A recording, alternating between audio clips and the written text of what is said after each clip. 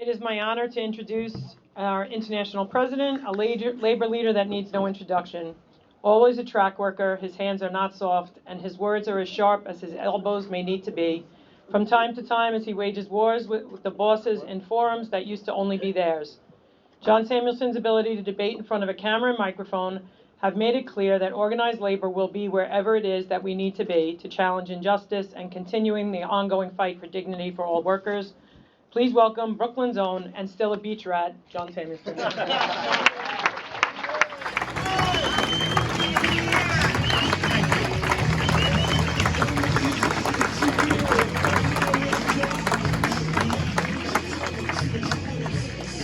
Anybody in here know what a beach rat is, by any chance? Gotta have some Garrison Beach track workers in here. You'll find out.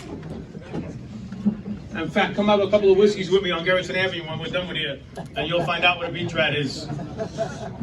So, I thought it was my job to introduce Justin Brannan, but it seems like maybe not. Maybe there's a little more that's to be said here, which I was going to do anyway.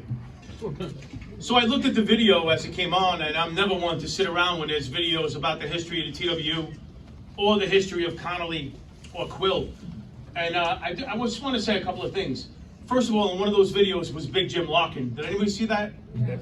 Big Jim Larkin is the most overlooked figure in trade union organizing across the globe. Big Jim Larkin was a massive presence both in Ireland and America. He founded the Irish Transport and General Workers Union. I'm correct about that, right, Patty? I think often credit is given to Connolly, and I think it could be argued that they jointly founded it. But Larkin and Connolly were thick as thieves together. They fought the bosses together, and together they framed out what I believe is the greatest organizing model in the history of workers, which is industrial trade union organizing, which is what we do. And I'm going to talk about that for a brief second because it's super important, and it's why everybody is in this room today, is because of the industrial organizing of Connolly and Larkin, and then with Mike Quill as its greatest adherent. And its greatest adherent today in the TWU, because there's nobody in the country that organizes like we do and fights like we do based on the principles that were laid out by Larkin, Connolly, and Mike Quill.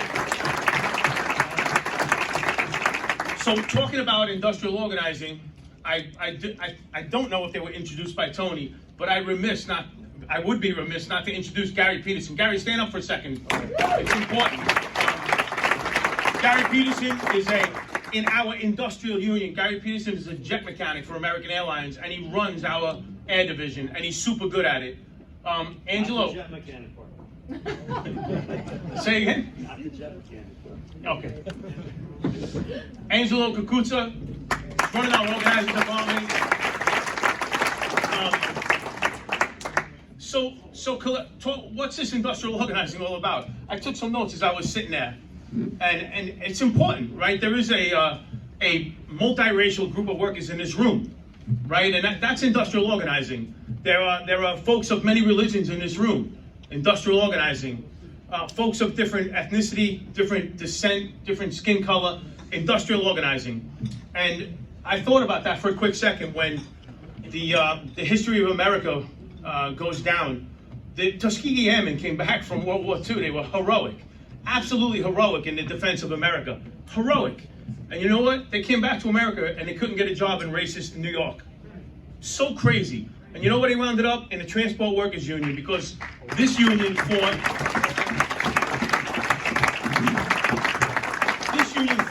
and broke down all the barriers. Gender barriers, race barriers, religious barriers. When Patty spoke, I think it was Patty who mentioned it, about black workers not being able to advance beyond Porter.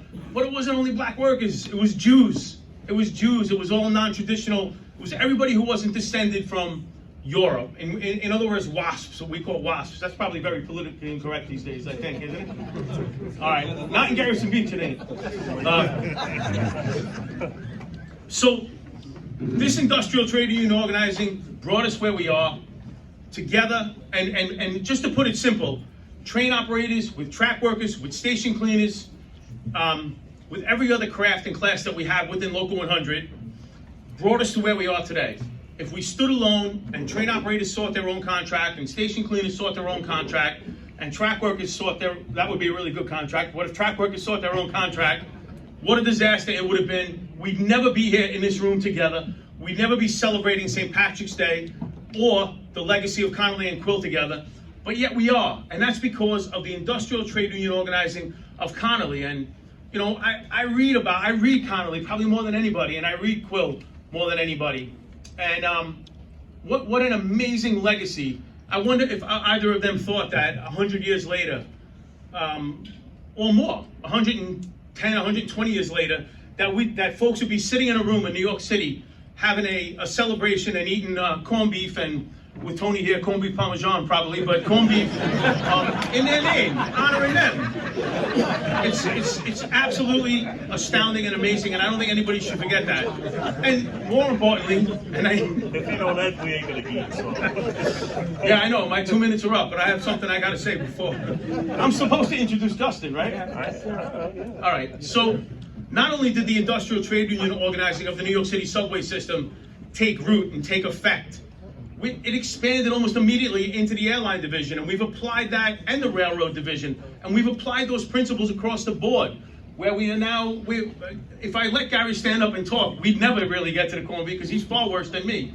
But we're now organizing along these principles of one for all for one, regardless of race, regardless of any other barrier that the bosses love, right? The bosses love this. They love to say, whatever. They love to say, you're white, you're black, you shouldn't get along and take this crappy contract. That's the essence of what the bosses want.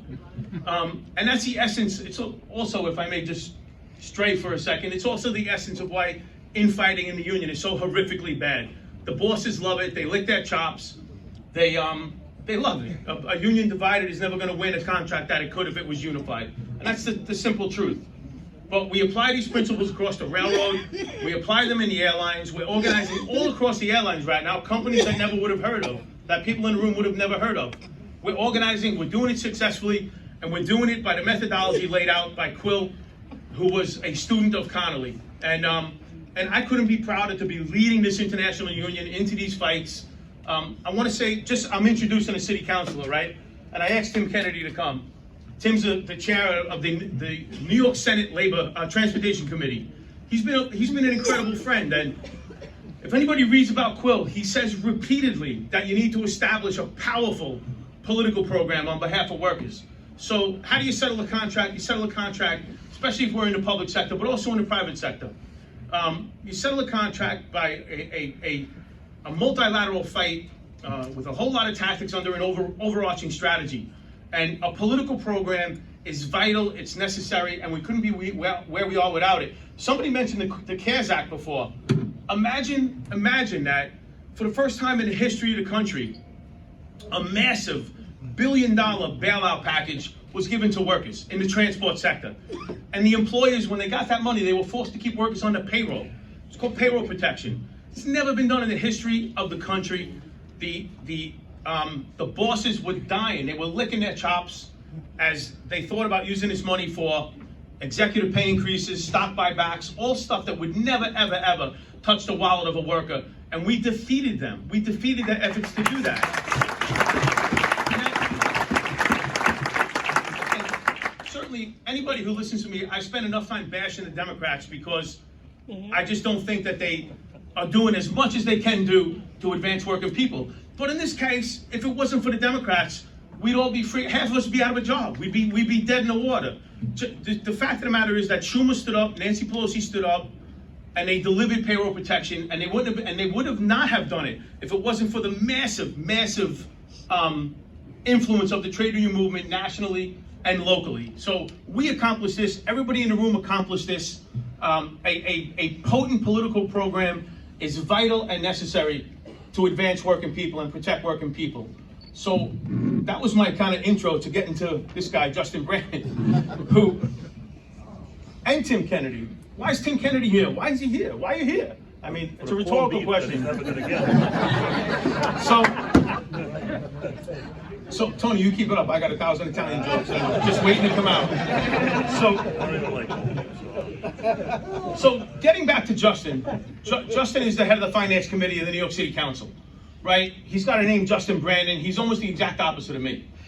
He is. he's almost all Italian walking around with an Irish name. So, and that's the truth, the poor fella. So I'm almost all Irish walking around with a Norwegian name. So he's the opposite of me, but isn't that the freaking immigrant experience in New York City and America, right? It doesn't matter where we come from. It doesn't matter what name we have. It doesn't matter what name our parents gave us. In the TWU, what matters is we stand together, we fight back against the bosses. If you don't fight, you can't win. It's as simple as that. So Justin, let me get back to Justin. And I'm gonna end right here. I should have brought prepared notes up. Tony would have been a lot happier. So, and everybody know who Bobby Sands is, right? Bobby Sands? You want to read about a heroic guy, read about Bobby Sands. Read a book called The Day in My Life, and you'll be shocked at what he went through. And he died on hunger strike when I was about 14 years old. He's a super heroic guy.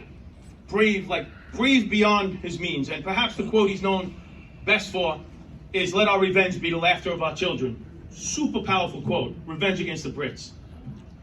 But there's another quote from him that I thought of, and it was like my mantra when we were in the middle of this contract fight, which thankfully we won against American Airlines, who threatened to take, they threatened everything. Gary, how much money? Like 100 million? 200 million? All right, they were going to take 200 million from us, and we have like 18 million in the bank. But worse than that, they were going to take our houses. They enjoined us.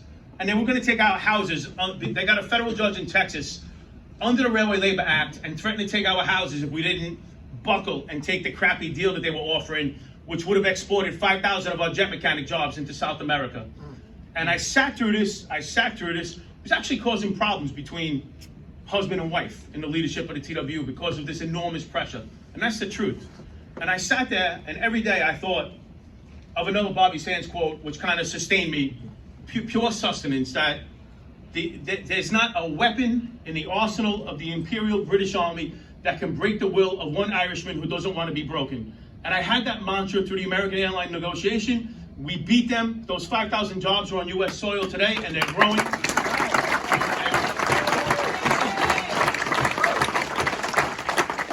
I do want to say, Justin might be mostly Italian, but it actually does apply to him too.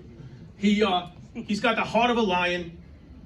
He's a blue collar, Brooklyn born, from southern Brooklyn like me, just from kind of like Lace Curtain Brooklyn, not Beach-Trap Brooklyn.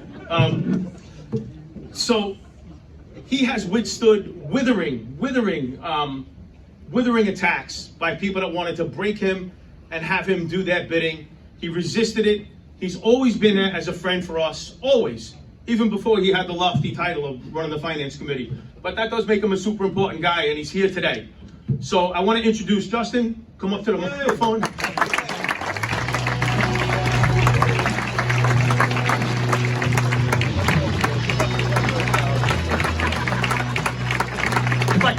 I could have thought of 5 more minutes worth of things to say, I would have done it, but I can't think of anything. So. Yeah, thank you.